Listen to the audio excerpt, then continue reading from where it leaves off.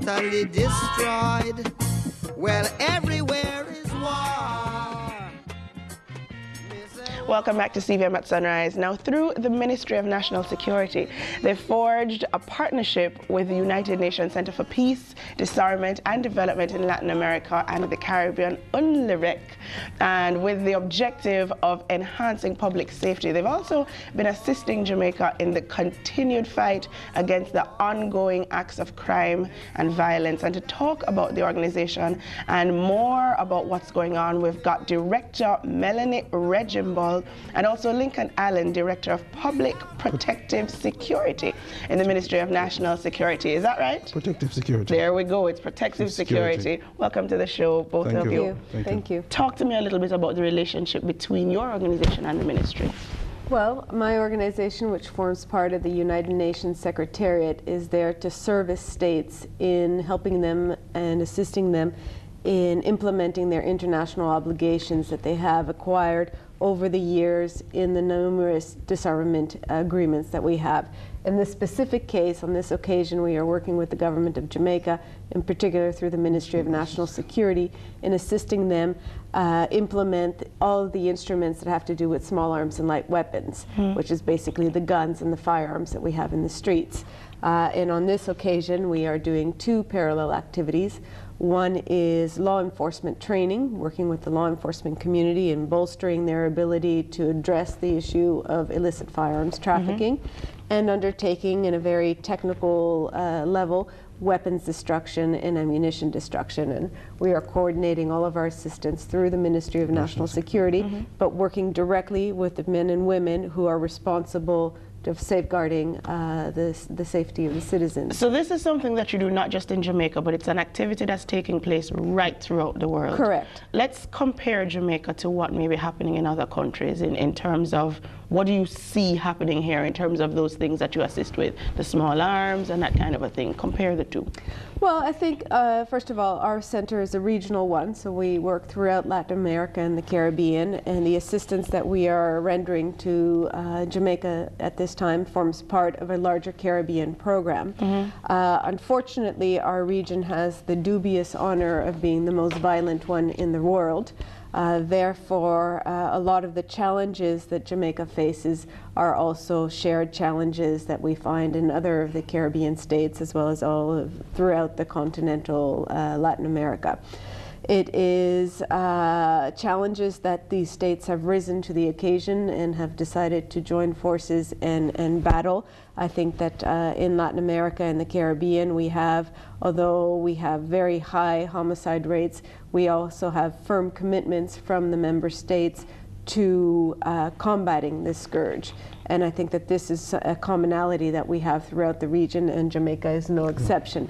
Government authorities have pledged that they will address this, and they are doing so. Lincoln, let me bring you in at this point. Talk to me a little bit more about that pledge from the government authorities. From where the ministry sits, how is this to be rolled out? Well, with respect to our commitment to fighting against the illicit trafficking of firearms, we have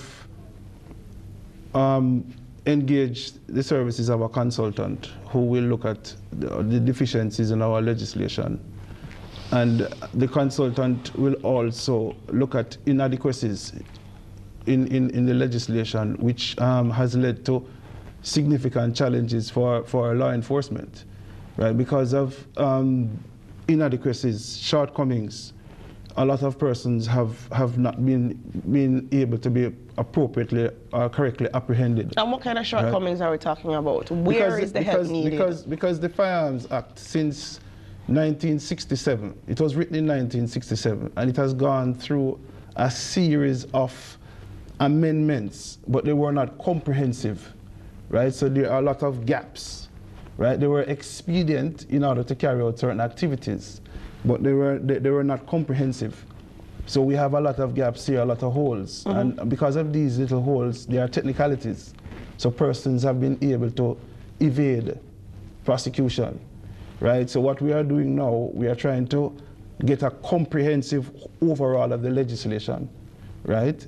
And we have signed and ratified international instruments that basically obligate us to include some of these provisions into our domestic laws, right? To give it more teeth, right? So we can carry out the activities that will support small arms control. Melanie, from where you sit, do we have a far way to go in getting to that place where we are able to manage? I think we have taken the first most important steps, and this is the commitment of the government and of the people to address this issue. As Mr. Allen has said, I think that the first basis is to make sure that we have the adequate legal framework and policy to support all of the activities. I think that the efforts that are being done under the crime prevention strategies are very valid and very important. Combating any illicit issue is a very challenging one, but there are a lot of steps that the governments can take that are within their reach and within their scope, and this is what the government is doing. So we're on the right track. From where you sit, Mr. Allen, will Jamaica ever be rid of its violence problem? I don't know if any country at all in the world will be rid of its violence problems. But I am sure that we'll be able to, over time, have a level that is tolerable, right? So we can tackle the whole issues of insecurity that people feel when they go out on the streets, right? And I think that so far we are seeing where the crime rate has gone down and people are feeling more confident, more secure in conducting and going about their regular business in Jamaica. Yes. So there is hope. And there'll be further hope on the horizon when we get through some more of these training activities and workshops, right? And access some of the benefits that these programs give to us by building out the capacity of the state, of the agencies of the state. So this particular visit will see training sessions and workshops. Who will be involved in some of these things? Who are going to be the people? Well, we have persons from the Jamaica Constabulary Force, Jamaica Defense Force, from the Attorney General's Chambers, Ministry of Foreign Affairs, from the Forensic Lab, persons from the Ministry of National Security, from the Airport Authority, from the Port Authority. So it's a wide It's the first responders. Civil society. Yeah, the first responders. It's the people who are responsible. It's the people who are in the streets dealing with this issue on a day-to-day basis, whether it's sitting at a border or sitting in an airport or a beat cop on the street that has to deal with this issue. These are the people that we are working with, and we find that this is the strongest investment we can make, and that it's the most sustainable investment we can make. And finally, after this, where do we go next? How do we make it a better Jamaica? Well, it's a process. We didn't get to where we are today overnight, and a solution won't be overnight. There's no magic recipe. This is something which involves many, many very concrete steps, and we're on our way.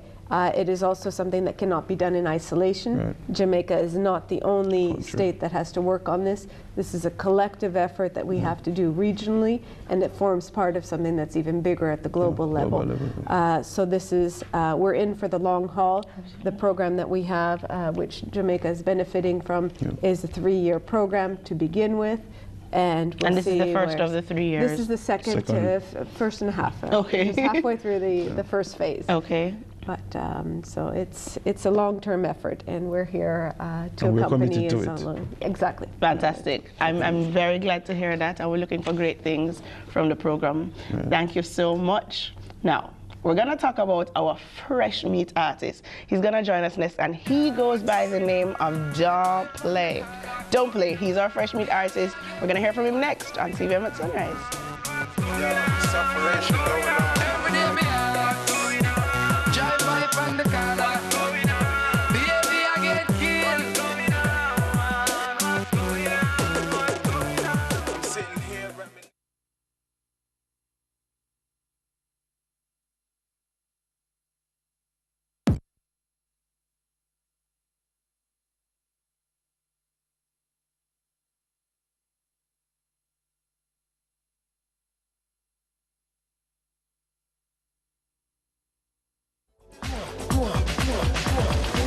You're my sunshine in the rain.